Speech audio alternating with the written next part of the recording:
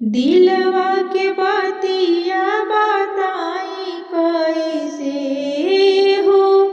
दिलवा के बतिया बताई कैसे।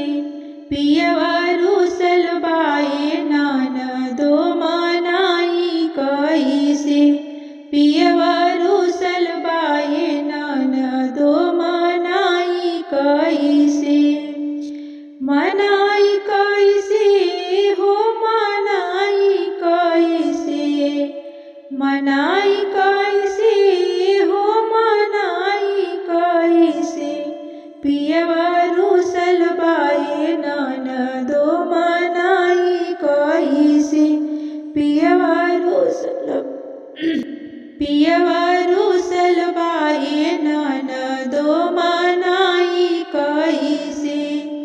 दुई दिन के रूसल पियवा खाना वो न खाने। दुई दिन के रूसल पियवा खाना वो न खाने।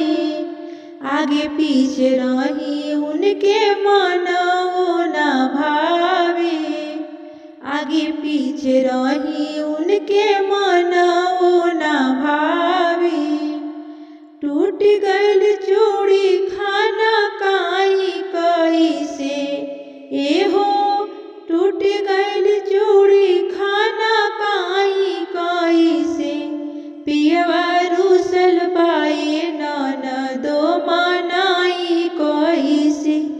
पियवा रुसल बाए ननदो मनाई कैसे।